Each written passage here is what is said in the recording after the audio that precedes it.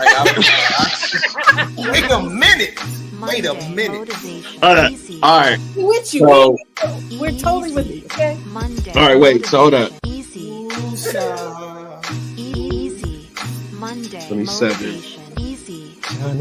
Johnny. I'm stuck on the whole walking through the 80s, hallway. so she was like a Molly Ringwald to me. Like if you know anything about the John Hughes movies. I won $100 million. Oh God. I disappeared. I got it. I know this is why it works. Because there is a way. You think do not. Like Easy. Hey, everybody. Welcome to Easy Monday Motivation Season 2. It's the guy that makes it do what it do, your homeboy E of Scotch with E, along with the co-hosts that do the most because, man, y'all should see us behind scenes. There's a lot of bleeps and things that come up because we be talking real ranted. Really? Oh, no. Right. You didn't introduce my co-host. Right. Yeah, we got cameos. I feel like he's gonna make a cameo in this program based on how he got started. Okay. He got to. He got to. Hey, so CT, I'm about to go ahead and just break the wall. Guys, I know we haven't done this on this podcast, but man, hey man, don't hit me with that shit. Means no. Don't do it. I'm about to No. Okay, all right, okay. I will let it slide this time. Hold my hand out. This is a family show. Okay, all right. Okay, I'll take my whipping. I got it. All right, because I was about to go. Okay, let me calm it down. Let me bring it back. All right, hey guys, hey, how's it going, CT? How you doing, my guy? How was your week? Hi, Eric. It's good to see you. What is going on here? We went from one extreme to the next. About to both get in trouble with Johnny. Mama Johnny is about to come out. Gate. No, listen, man. I've been traveling a good bit. This will be third week in a row. Been on the road.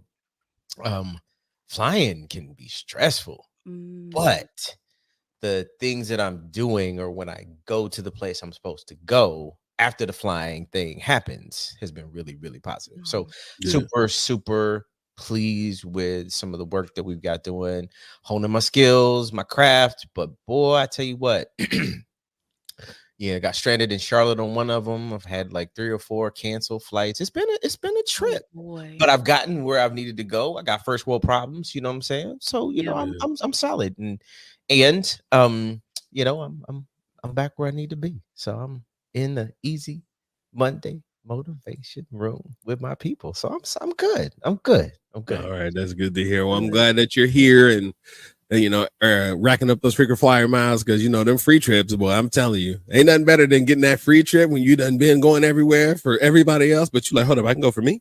All right, let's roll. So I know we'll be looking forward to hearing about some of your vacations. Hey Mel, shout it over to you, Johnny, my liege. How was your week? How you be? I'm really good. I'm looking forward to the day that I can have those frequent flyer miles as well. So I'm trying to be on y'all's level. You know what I'm saying? That's what I'm trying to move toward. But the week is going good. My week is going great. It's the same old in a good way, family, work, all the things. But life is really, really good. That's good. Life is good. Life is good.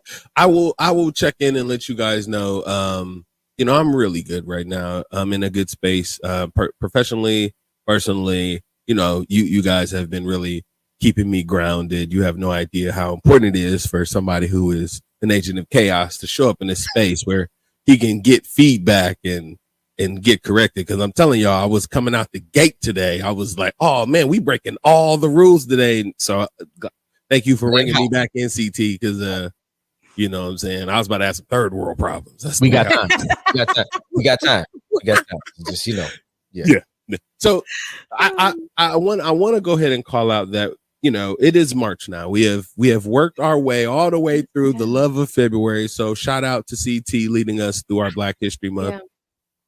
We had a wonderful Black History Month and a lot of love and segments. So I'm looking forward to all of the feedback we're going to get from you guys as you continue to tune in, listen in, and absorb the content that we're putting out here. But we are now into the true thick of how we're doing these things now, moving into March, because you guys got to experience what we did in February. We're doing things a little bit different.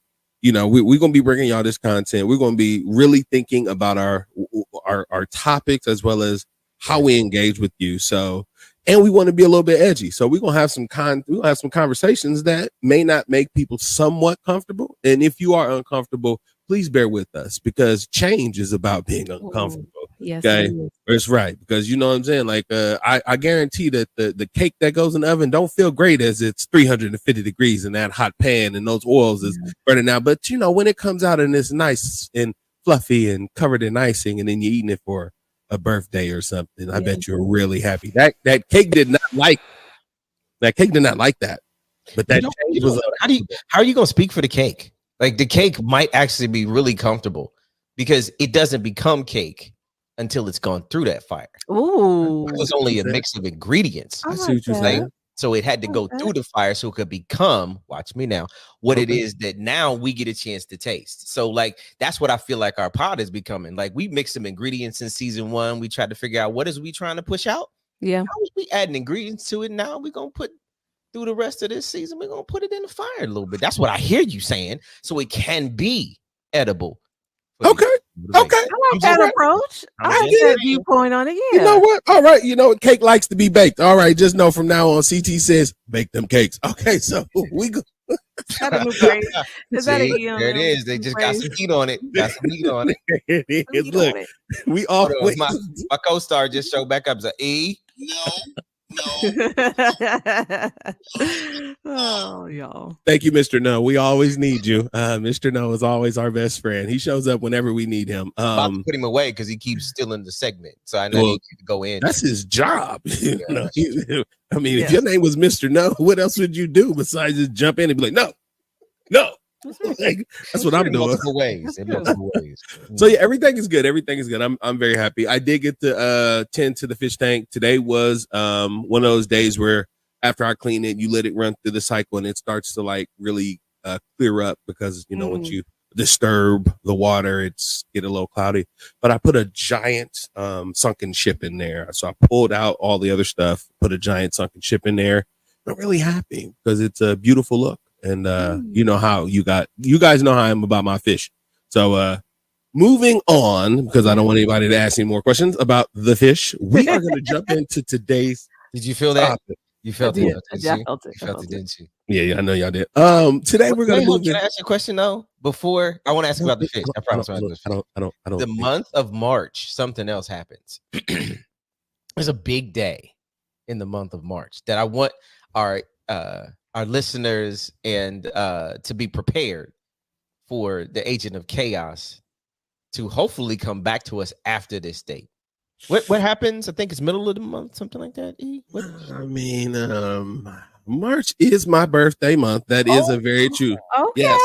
So yeah, I was skipping on that because you know, listen, I just was going. How chaos works is you're not aware of it; it just happens, right? So you're gonna look up. It was gonna be my birthday. I'd be doing the most. And then everybody like, oh my God, I didn't even know it was his birthday. He didn't tell me. Yes, but no. They don't notice. It's like the 15th or something like that. It's the 6th. It's the 6th. Is it now? Yeah, it's the 6th. The 6th. Okay, yeah. The 4th is with me. But the 6th. Okay, I just want to make sure that all our listeners know exactly which day it is. The day it is the 6th. They can be off the roads and wherever you might happen to be on the 6th. That whatever chaos ensues, because it just happens. That's what you just told me. It just happens. They are at least guarded. Yeah. My actual birthday, the March of the 6th, is impending, guys. And I just want y'all to know that it falls on my favorite day of the week to provide chaos. That's a Wednesday.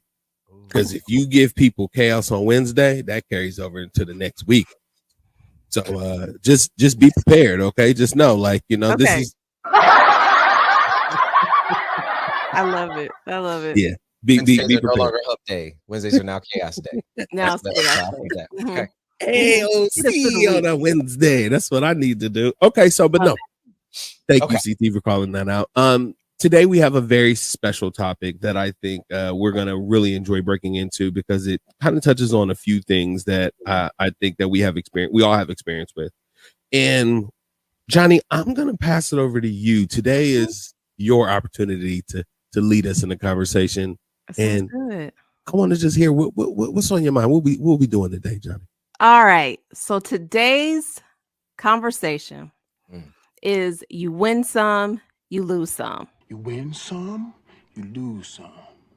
But you live to fight another day.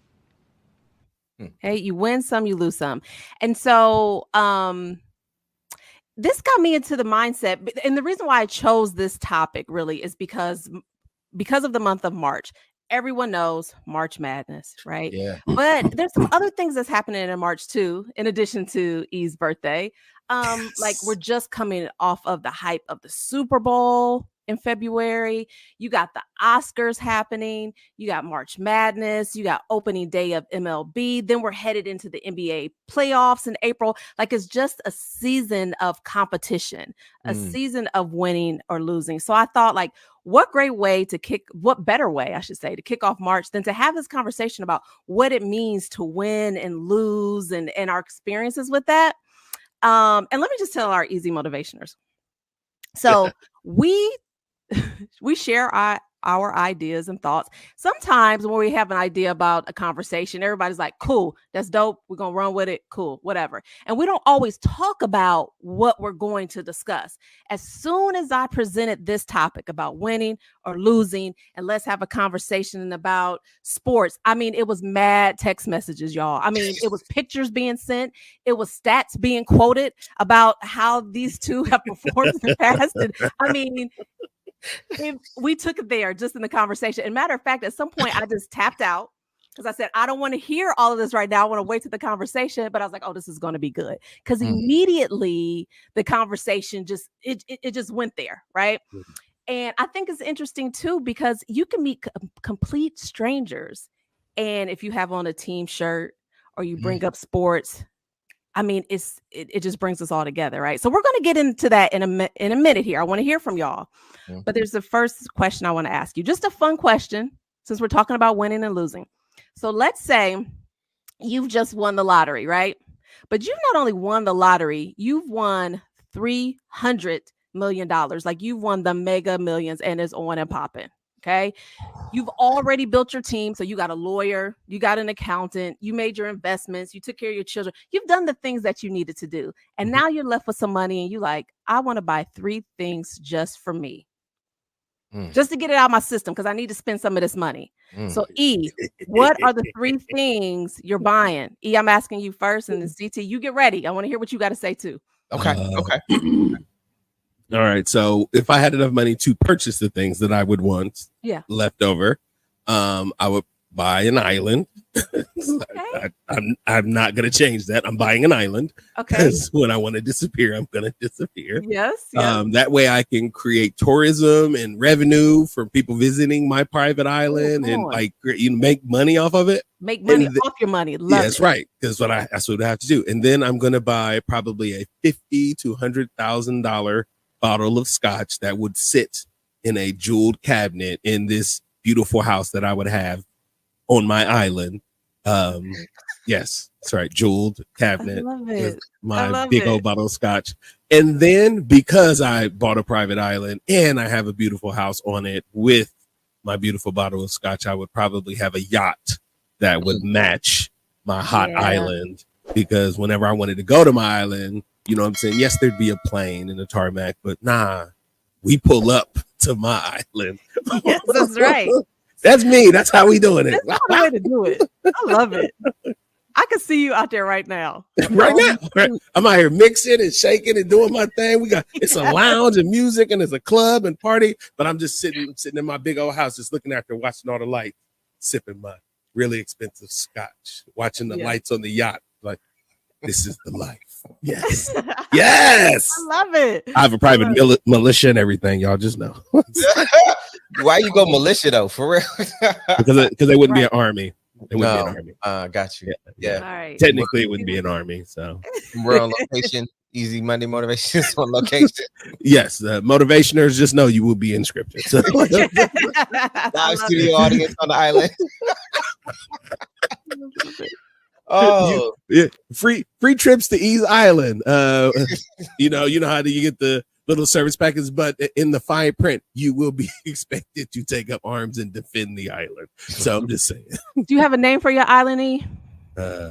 Air E Dice. There we go. That was quick. That was quick on your feet. I like that one. Oh yeah, I'm with that one. I'm with that one. CT, what about you? I mean, I don't know how to follow that in the sense that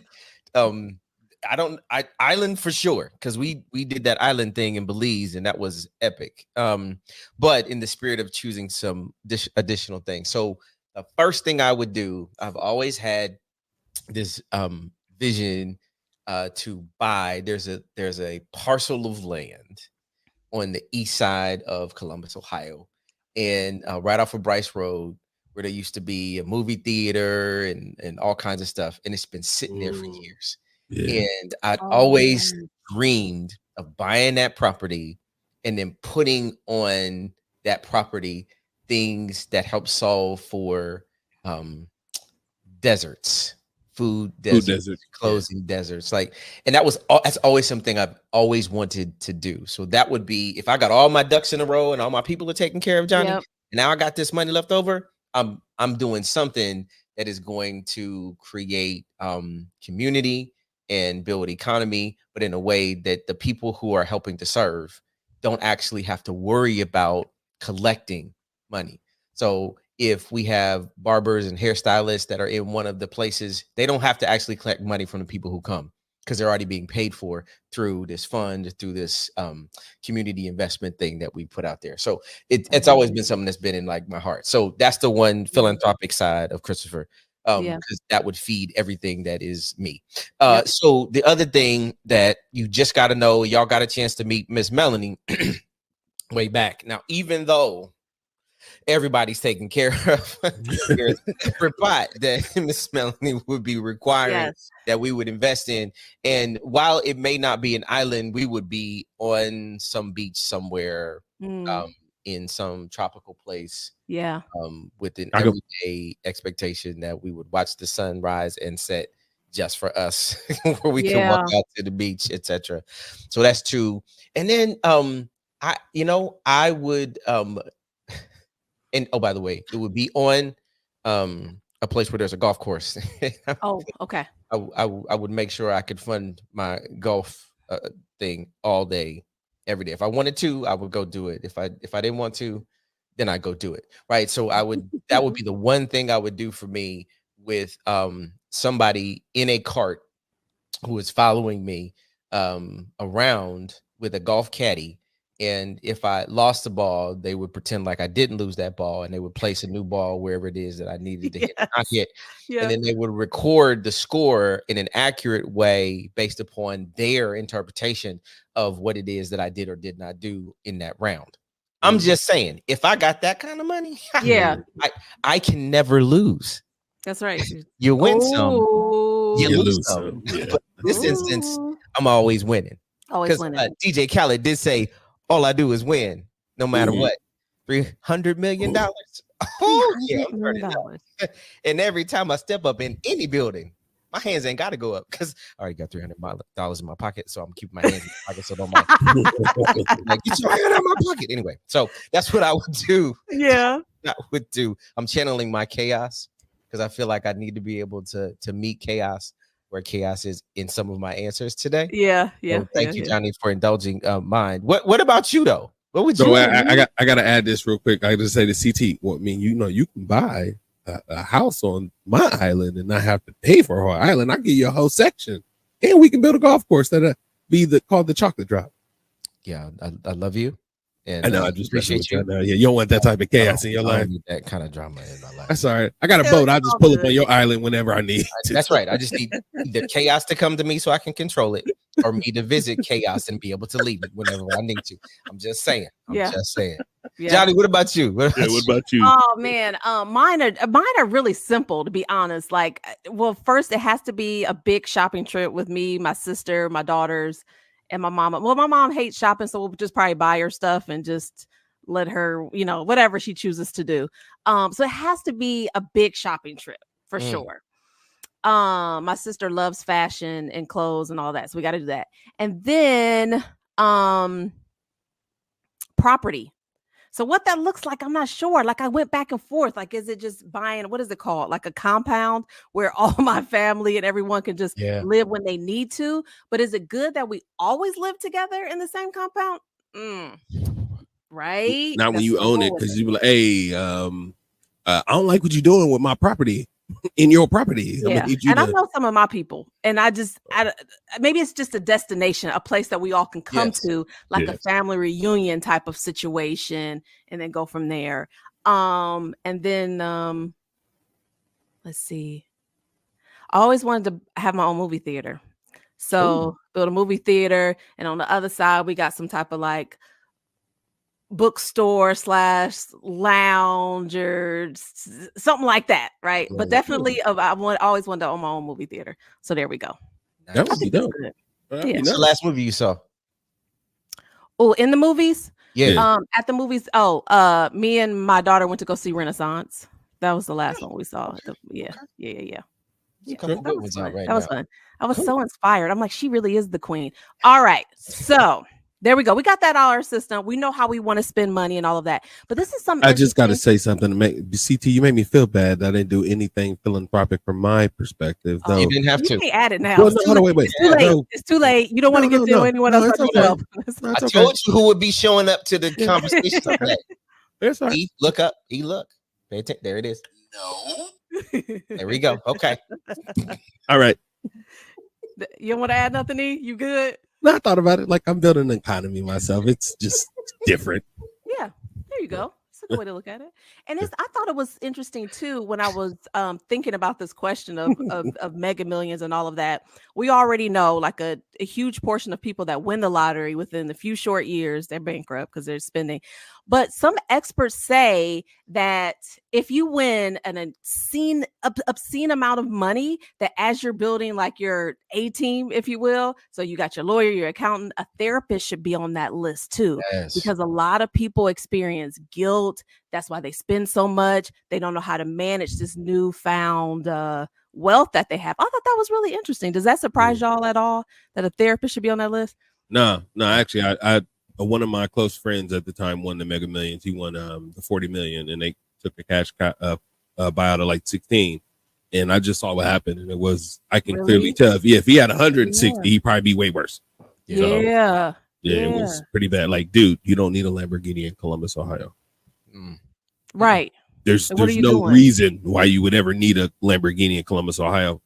We need Lamborghinis on concrete roads, bro. You don't put them on blacktop. You don't put them out here. Yeah. But I ain't got no money, and I know that, so we shouldn't tell him. If you have money, you need a therapist. If you don't have money, you need a therapist. Like, just I need a therapist. If you're not talking to somebody, shoot, you missing out on like living your best life.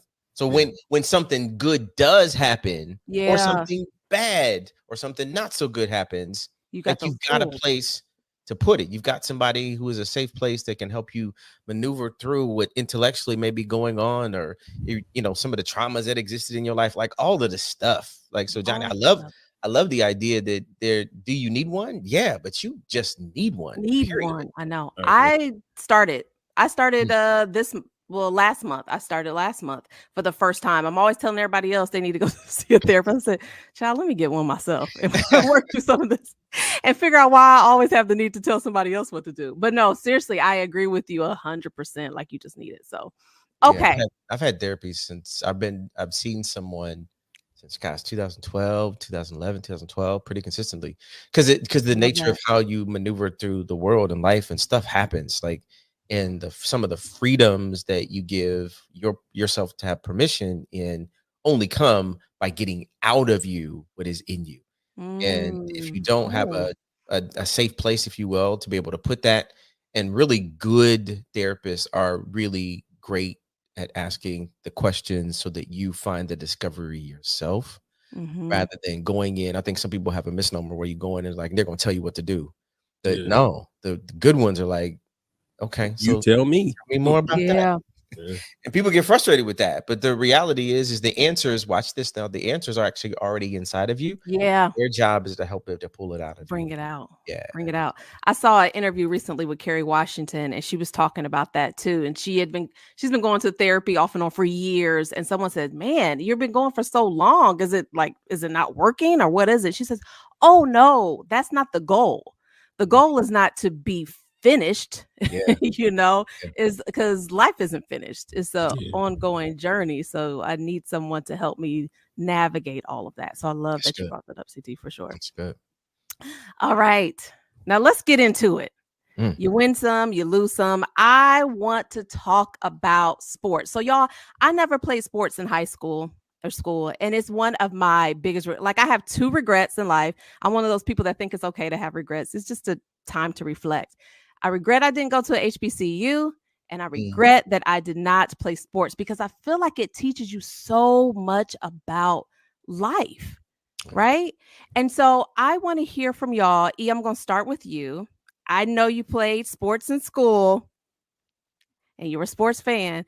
So tell me a little bit just about your experience and then some of the parallels that you've seen between life and sports, what you've learned from it, all of that. I want to hear from you.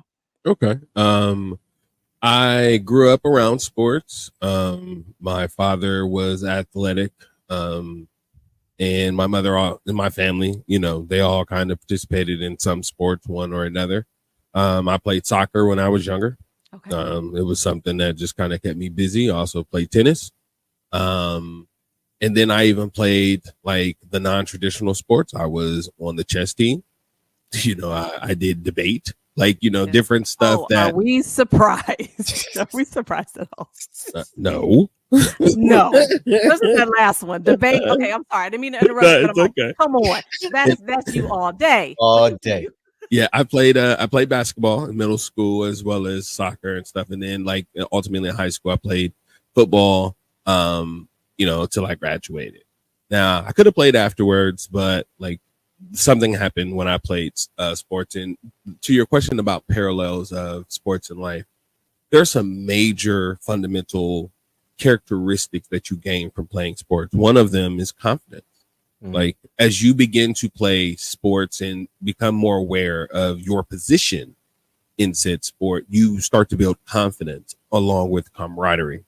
And there is nothing greater to the development of a young man than to show him how to be okay with being himself in a group of other men. And then those men accepting him to be a part of that group so that they can all strive towards success or failure together. And when we talk about winning and losing, you do literally win and lose together. I don't care if it's about one play, somebody made a mistake, your team lost. And when you started to build that connectivity with each other and people went through things like off field, you actually cried for them. You actually cared for them. You built a family in that sport because you had to 100% depend on these other people to execute their jobs and them depend on you to do your job and encourage you even when you didn't do a good job. So it's there's a lot of just how should you treat people in your space in sports, right? I will say that sports did teach me something that was way more vital to my future than a lot of people probably would learn on their own. I got hurt my junior year, strained my MCL, and I couldn't walk for a while on my one leg. I was dragging my leg through high school on crutches and all of this. And it dawned on me, as big and strong as I am and as great as I am in sports, if I don't do something with my mind, then my body could give out on me. And then no matter how good I want to compete, I'm always going to lose because my body can't keep up. So I switched my focus from sports to using my mind. And I went to DeVry instead of going to, a college for for football because I saw a brighter future from learning the discipline and from learning how to tactically think about where I could execute in sports. Was that your mind telling you yes, but your body's telling you no? Sorry, Go ahead, Mr. No. Go ahead and give me a Mr. No for you. Thing. Mr. No for you. Okay. Play now. Give me my Mr. No. Give me hold up. No. There you go. That was an appropriate one though. Yeah, Okay. you got me. But yes, my mind was telling me that I wanted to compete, but my body had reached my if I could have played, but I knew I would be a target because my senior year when I played and I had a brace on my knee. Yeah. People literally were aiming for my knee. And I knew that there could be a day that I could lose the ability to be able to walk with this knee just because I want to play a sport. Nah, let's use this muscle, which is way better than all of the rest of them. And I stepped out. So I want to, okay, you got hurt. You had to change your expectations of what you thought. Was there a grieving process in that? I guess is my question. Mm-hmm. Oh yeah. When I couldn't move and I couldn't like practice and I couldn't be with my team, it hurt because I felt like, we were building. So I went to Columbus East High School, and during the time we were a average of 1-19, meaning that, we had a dismal record for many, many years. There have been championship teams in the school, but for many, many years, it just sucked. And then when I got there, we built a team that went to the championship, went to the city, went to the state playoffs. Like we had a stellar team, and I got hurt my junior year where I felt like we had a chance to go far. And we did good. We made it to the city championship, but, we fell short. And I felt like I kind of could have contributed to that. You know what I'm saying? Like I wasn't 100%. If we were all 100%, like would it had happened? So yeah, you do think that there are those subtle reflections, but no regrets because I did leave it all out on the field, and which is why I have the friends that I have now, and the connections that I have now. The guy who built my custom cabins and stuff, he was the right tackle, I was the left tackle, right? My friends throughout life are always going to be my friends because we struggled in this scenario of triumph and loss together, and I really think that's one of the biggest things that you get out of playing sports with people. Yeah, I agree with that. I love that. CT, what about you?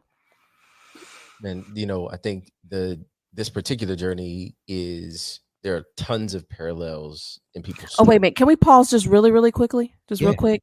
Cam, there may be something that we just need the people to see. Just real quick, if you have a moment to be able, come on. Look at introducing. Let's go. Number 29 for the Wrestling Cougars, Mr. CT the Chocolate Drop. He been business. He was about that business. Thank you, Cam. We appreciate. The crowd goes wild. That guy, man. Listen, I tell you what, that guy was committed, dedicated. And what's interesting is our high school team. So I'll take a little bit of a different approach than what he took, in that our high school team was not a winning team, but because of some of the God-given abilities that I had and a couple of critical pieces like a quarterback. So I was a receiver who could throw the ball. I got some individual honors where the team did not get honors, but I got some honors. And so there is a really interesting distinction between how you saw what winning was in a team concept versus, man, we was losing games, but I was getting yards and I was being honored, and I had a successful football career that did lead me to playing in college. And I remember very clearly, and some of this was the headset then, when I walked into the school my freshman year in high school and said, I'm going to be on this wall before I leave. That's how dedicated I was about the things that I would do. And that was really my freshman year, the first full year of football I had ever played. Because in 8th grade, very first game, was a cornerback, came up, made a tackle, and When the tackle was over, my shoulder was up here, and so I had broke my shoulder. Okay. First game ever playing, and thank God my mom let me keep playing. But broke my shoulder, had 2 pins in my arm, and Me thinking about it. I got to my freshman year in high school. But yet when I walked in, I loved the game of football, and I still believed in what I could accomplish, regardless of what the team did or did not do. And it afforded me an opportunity to have some scholarships to play football at the college level. And Wittenberg University, at the time we came in winningest program at Division III. I came in with a cadre of gentlemen who were exceptional, and today are still exceptional, and still would call my brothers. And to Eric's point, and again, in the concept of team, that team won. Okay. That team won all the time. Okay. We rarely lost, but when we did lose, the things we had to go through in the process of getting back on the winning side, we had to do it together. And the interesting thing is, my sophomore year in college was having an incredible year. And 5th game of the season, went across the middle. I caught the ball. I went right. My knee went left.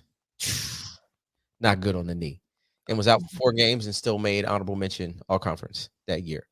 But after I got hurt, it changed how I wanted to think about what football represented for me. Okay. I was already doing everything under the sun. I was in plays, I was in student government, I was in our gospel choir, like all of the stuff. Okay. While I was in school, and I played football. But once I got hurt, I was like, yeah, this is for the birds. I still finished out, but I finished out not because I actually wanted to. I finished out because the brothers that I lived with, the guys that I was around, wouldn't let me. Like, they said, we need you. You need us. Get your tail out here. So they would not let me quit. Right? There are moments in life where, when things get really hard and you don't know how to push through, it's having the right circle around you that's going to push you in ways that you may not want to push yourself. And so it allowed me to have a really amazing collegiate experience relative to football in particular, because those guys were just exceptional. They were exceptional men. They're exceptional men today. Yeah. Did lots of really amazing things together. We won some things together. We lost in some things together, but we did it together. And to me, the parallel in life is that if you think about me as a leader, when you think about me as a coach, when you think about me as a consultant, when you think about me as how I think about the world, it comes out of some of those learned and lived experiences where somebody was there for me.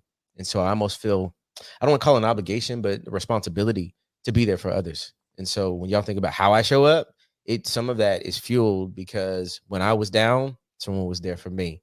When I needed to be picked up, someone was there for me. And so I like to show up that way as a leader, as a friend, as a colleague, as a father, as a husband. I want to be there for you, even if in those times when I was older and I wanted my body to do a thing, I've torn both of my Achilles tendons, people. Okay. Oh, geez. Okay. As an adult person, Melanie might chime in here at some point in time, but both of them were year-long recoveries. Yes. And so when your body gave out, you had to use your mind to be able to maneuver through.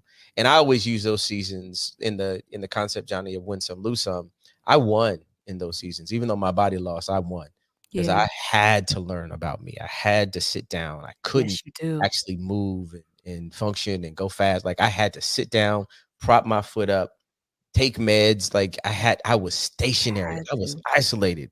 And so there's a whole lot you discover about yourself when you have instances like that. So I love this topic a lot because I've been in sports my entire life. Back to high school, all Ohio in track, all Ohio in football. Like, it was just my thing. And then when you get older, I do play pickleball here and there. Okay. I do play golf. So sports are still a big part of my life. But, they do carry something different from a teaming perspective. So and that's so interesting when y'all talking about being hurt, when your body forces you to sit down, right? Because to be an athlete, you have to have this mental toughness, but that does not always mean that you get to act it out in a physical way. How does that mental toughness play into it when you are forced to sit down? I think I shared with y'all, like, when I turned 30, I started running. Like, I had a running coach, all these other things, ran a couple like half marathons, 10Ks, all of those things. But there are times, and it became so therapeutic for me. Like, that's where I left it all out on the pavement. I would just go and run and do my thing. But when I was injured or hurt, I couldn't do that. So then where was all of this mental energy going to go? Where was I going to take all of those things? So I had to like take what I learned out on the pavement and internalize that and learn how to process those things as I was sitting on my couch. Because it's cool that you think you're tough, but you ain't so tough if you're running on an injured leg, right? That's not tough. That's just not being smart. That's being stupid. Yeah. When you are truly injured, because now you're only going to hurt yourself even worse, right? So I think that's interesting too. Johnny, we used to have a phrase, and everybody who plays sports, like especially in our space, is like, if something happened, the question was, are you hurt or are you injured? Yeah, because you can play hurt. Yeah, but you should not play injured. And you're playing. That's more long term. Yeah. So if you got a stub finger, you just hurt. Tape that joint up, get back in the game. But if you broke your arm, you can't play, right? And so you had to create this distinction between the two things. Where are you hurt or are you injured? And sometimes you can translate that into life. Like sometimes people,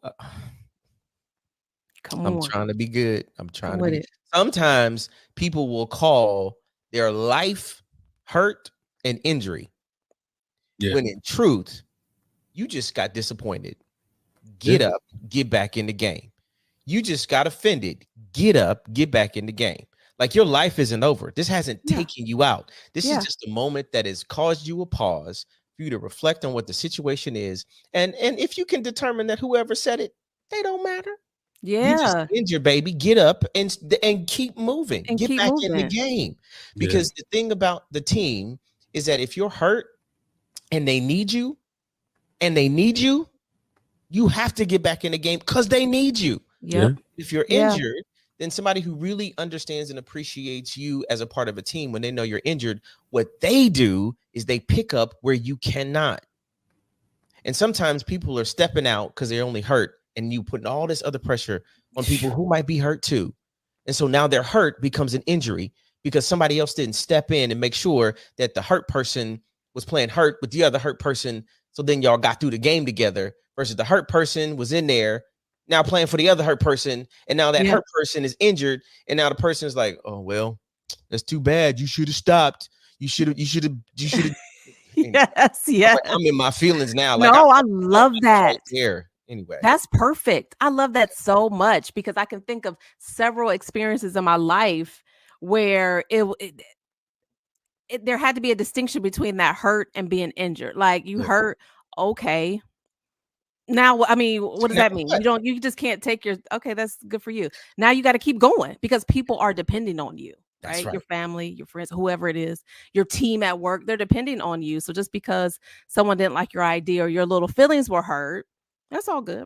You know what I mean? I'm a sensitive person. I get embarrassed. I get disappointed all the time, but that doesn't mean you take yourself out the game. So I like that a lot. I like that. I live my life with a certain amount of hurt, and you just work through it. That's just what it is. Yeah, that's just it hurts to wake up certain days and not have the things that you want. It hurts to get feedback from certain people. It hurts to suck at things that you want to be good at too. But what those things hurt aren't actually causing injuries. Yeah. So. All right, so I got to ask this question. Go for it. We can't have this conversation without us talking about this. What do y'all think? I'm just going to ask E just straight out. I ain't going to try to put it into no little whatever. E, what do you think about this whole everybody gets the trophy culture that we have? Look at his face, CT. I'm just going to ask E, and you already know what I'm saying. Go ahead and answer. What do I think about everybody gets an award culture? Yeah. It creates losers that think they're winners. That's what it does. It's if we being plain and obvious, like, okay, all right, there's 10 awards. Matter of fact, I'm gonna give you guys an example. Okay. There's 10 awards.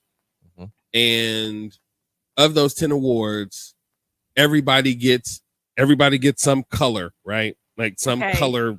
Like I get a blue one, you get a red one, whatever, right? Yeah. So how do I know, based on my award, that I actually did any good? That you did any good? How do I know? Go and get better? Because I'm about to use. I mean, is it because it's red and it says first place? Because Timmy, who didn't even participate for real, got black in 10th place, but his little sister was doing better on the sideline. She should get 10th place. Yeah, she practiced more than he did. Okay, yeah. Sorry. Listen, I'm of the mind. See, all right, just so I can really be honest about why I feel this way. Okay. My son played sports. My ex-wife would sign my son up for sports, and then of course, as dad, you take him right. Like my son was not an athlete at a very early age. He was horrible. Didn't pay attention. Nothing. My son was the liability on the basketball court. Okay. And then they didn't have a coach. And then I had to coach my son's team when my son was the worst person. Well, him and some other little girls, the worst person on the team. Do you think I was like, yes, give my son a runner-up trophy? I was like, no, he'll get nothing. He'll get nothing. He ain't dribbled the ball one time. No. He ain't helped at all. Those two little boys that ran and played up, give them the ribbons, give them the trophies. None of the rest of the team gets trophies. Y'all didn't do no work. I'm just saying, here, you get a participation trophy, which is a piece of candy. There it is. There you go. You can eat that and walk away with it, but he gets something tangible that they can keep forever because they did work. No, we need to stop creating these delusional people. It goes beyond just sports. It's just like the whole play canon. Everybody's great, and everybody's not great at everything. No, you can't be. Everybody's not the best at everything. Everybody's not beautiful. Everybody's not a 10. There's going to be levels to losing and winning, which is why it exists. So the Olympics has a gold, silver, and bronze medal. Gold means you won. Yeah. There's a reason why it's important for the country with the most golds to go back. Could you imagine if everybody just got bronze and everybody just got participation for the Olympics? Right. What country would think that they're working the hardest to excel in these areas? Yeah, it's a stupid concept. Again, it's stupid. I'm sorry. I love that. I completely agree. I think I know CT probably agrees too, because then you don't even know how to get better. And also too, I will watch my kids during that season of their athletic careers, where they were on these teams where they didn't keep score and didn't trophies. What I thought was so interesting, you weren't allowed to keep score, but all the kids kept score. Yep. Because they said, we won, y'all lost. Yep. But yet it was this idea that like, no, it could hurt some of the kids' feelings. And I'm like, that's crap. Because in life, certain things you're not going to win. The Oscars. I love Sterling K. Brown. I love Jeffrey Wright. I think they're amazing actors. I do too. They may not win. Someone's going to lose Best Supporting Actor. Wait, hold on. Wait. Right? And this is the first year that Godzilla's ever come up for an Oscar. It's 70 years. Yeah. And I don't think Godzilla got a chance, but 70 years is something. Right. So I don't know. It's just like, what is that doing to our? I'm just saying, like, Johnny, based off that thing, like after 70 years, ain't nobody just gave you a participation trophy. You got participation Oscar after 70 years? No, there's a reason why there's no participation Oscar. Your movie sucked. Okay, that's why you didn't get it. Okay, that is why you didn't get it. No, I love that. Okay, so I have another question. You gotta give CT the answer. I got another question for CT. Okay. I got another question for you, CT, because I could just see your face and you probably gonna throw in the answer for that last one anyway. But what about I need to understand the difference between a healthy desire to win and competition, and then I feel like there's a line of being arrogant and just obsessed with winning. Like I think about Terrell Owens, right? Mm-hmm. He's a Hall of Famer. Mm-hmm. Yet he went to 5-6 different teams because everybody thought, when it comes down to it, everybody thought you were a jerk. I don't know if I can cut. Okay, a jerk. That's the word I'm going to use. I wasn't going to use that one, but I'll be. You are an heiress of chaos. Because sometimes the arrogance, can get in the way. So, do you think that there's a fine line? Because what I have learned, I figured this out too. Because I didn't play sports, I didn't figure out till later on. You need a healthy dose of competition. You need that energy to want to win. Because if you don't want to win, you'll kind of just settle for whatever life throws at you. You'll settle for average. So, you think it's a fine line between the two? Oh my gosh, we just do not have enough time. Yeah. We do not have enough time. So let me put it to like this. Let me try to synthesize what it is that I think about what you said. We live in a society whose measure of success has winning and losing aligned to it. There's a competitive environment that we show up in every single day. And if I don't know how to maneuver in that kind of environment, I'm never going to truly win. And a part of the problem is that we've laid out this idea that I'm competing against you or you. The reality is, if I put myself in a position to use my talents, my skills, and abilities based upon some interest in a thing, I'm truly competing against myself. I didn't learn that until I got to college, right? But I did learn, and Grandma's gonna have something to say about this in a little bit. But I did learn how to, and some of my friends are gonna love this. I learned how to lose, and what I mean by that is I learned that there was something I could then learn from the experience that I had, because I didn't achieve the thing we set out to do when we started it. When we started the game, the goal was to win. Right. We didn't win. We didn't achieve the goal. So there's something that would have had to happen in that moment for me to now be back in a posture to do the next thing. Sometimes if we never give ourselves permission to know what it means to fight through a loss, then we never truly can appreciate what it looks like and what it means to win. And some people are only focused on winning, and I don't think that's healthy. And some people are only focused on not losing, and that's not healthy either. I had a coach one time who was focused on not losing, and we lost games because he wasn't focused on winning.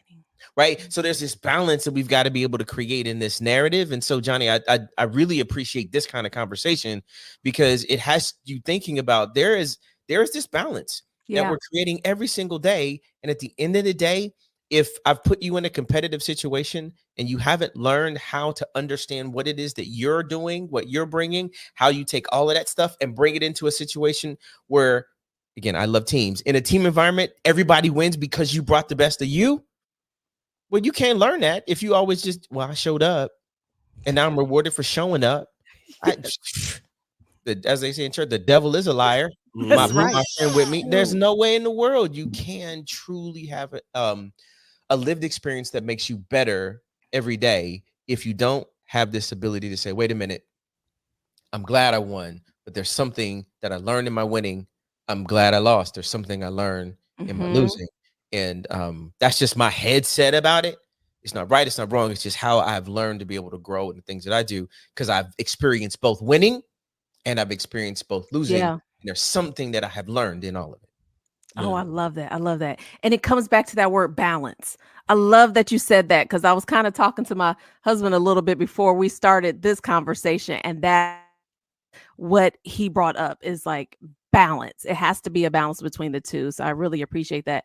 And E, I'm going to pass it over to you so you can start closing us out. But I want to hear your take on the whole, the balance of the two, of being arrogant, because not to say that you are, but I mean, you have a healthy dose of it, but which I think is good too, though. All joking aside, I think is a great thing too. So, like, you don't want Michael Jordan to have been like, well, I guess you guys can pass me the ball. I'll see what I can do with it when you get it to me, right? Or, our hip hop fans out there, you don't want your MC on the mic like sounding scared and timid. I'm okay. I think I'm the dopest MC. Yeah, you don't want that. Right?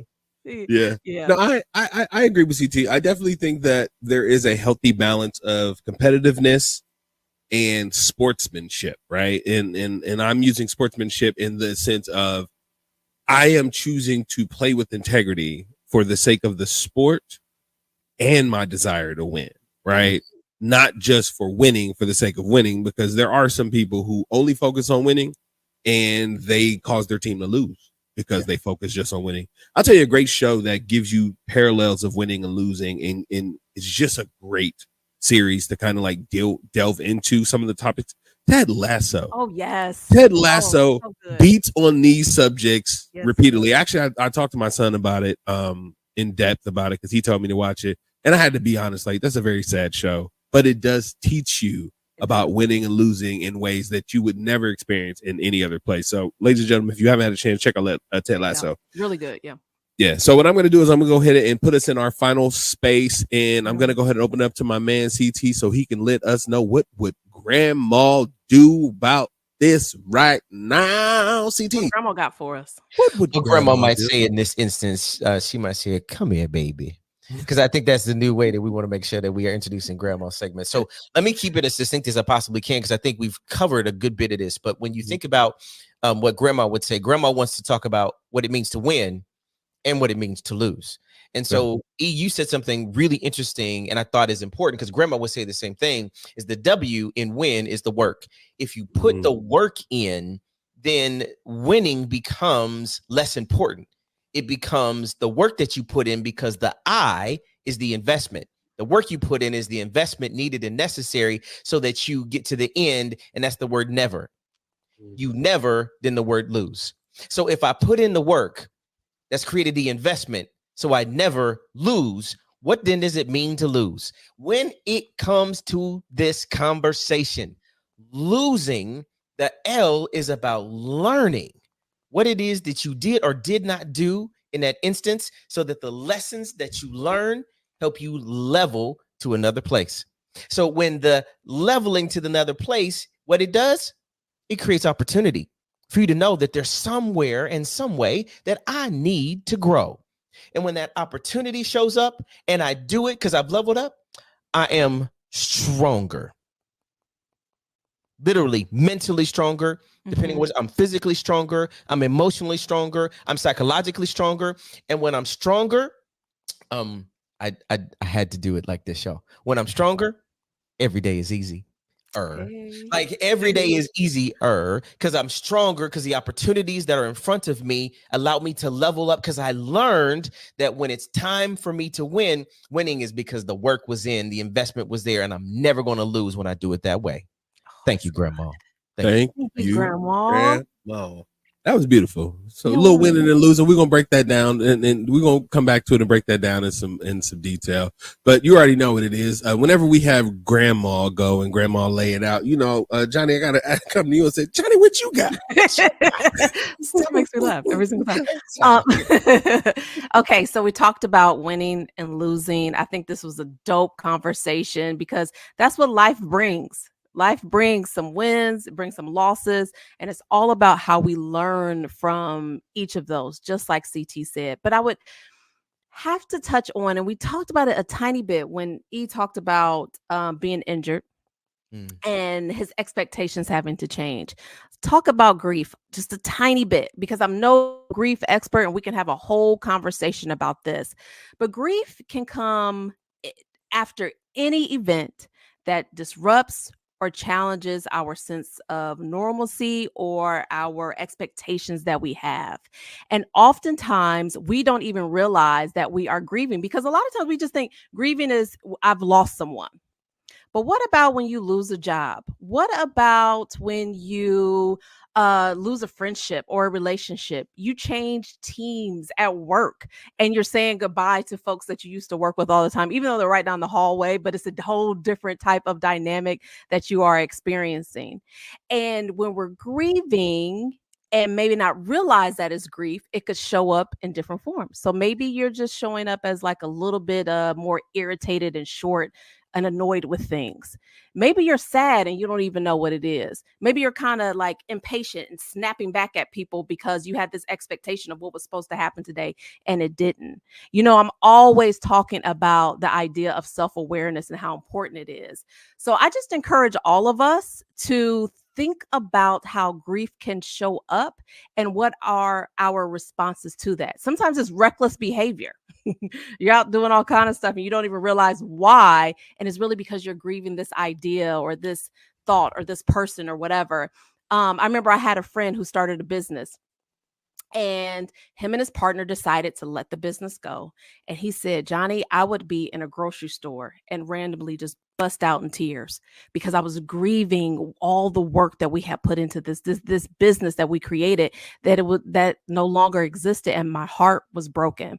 So just think about that as you're experiencing life and think life throws things at you. How are you dealing with it, and how is it showing up? And you just may be the person to be able to help someone else when they're struggling through something else. But I really think it starts with that self-awareness piece and understanding how we respond to certain situations. And Johnny, if some people have never looked up what the 7 stages of grief are, it's important to understand that there is a stages that you go through, and the faster you go through those phases and stages, the outcome then becomes, okay, now I can move on. So making sure that I love the comment on grief, but there is a pathway. Yes. Right. And so if any of y'all, I won't go through it now because for time, but look up the 7 stages of grief. Yeah. Good call. We'll double down on that when we do the breakdown of Johnny's gems. I think we'll be able to go into the 7 stages of grief. That's awesome. So thank you guys so much for both of those Johnny's gems, because when you ask Johnny what you got, she always got something. And then my man CT laying out what Grandma do. I'm just gonna go ahead and just give us our final thoughts. I don't think I'm gonna do the AOs from the E of the AOC today. Yeah, you guys did such a great job. I don't think I need to put any little chaos at the end. I think there's enough chaos. There's enough chaos in this show today for me to be satisfied with the amount we sprinkled in. But I will, the thing that I will say for my final thoughts, because I think you guys did a great job of like summarizing everything. For my final thought today is be okay with winning and be okay with losing. Because like we talked about, it's a process, and there's a lot of things you have to understand in a win and a loss. But the fact that you can be okay with it starts that process of learning from it. You can't be okay with things that you're fighting. You just can't. Yeah. So if you're fighting a loss, you can't accept it to learn from it. And if you're so high on a win that you can't even look objectively of why you won, then you don't actually learn what made that win possible. So love it. Be tuned in to your wins and losses. All right. And I know we're up on time, but as always, you guys can follow us and see us at all of the wonderful locations that we're at. If you're watching on YouTube or you're listening on any of your streaming sites or platforms, whether that be iTunes, Apple podcasts, Spotify, anywhere. We're on Facebook, TikTok, everywhere. Please like, subscribe, turn on those notification bells, because we're here for you every Monday. I want to give a special shout out to the homeboy Camp for doing all the work behind the scenes, because he makes it happen for us every single week. And we wouldn't be anything without you. Thank you guys for all the work that you got that you do as well, and thank you to the motivationers that stay inspiring us to keep doing this. So with that, we're going to go ahead and sign off, and I'm going to say my favorite thing to say to you guys, that you can just chill to the next episode. Peace and have a good one. Peace.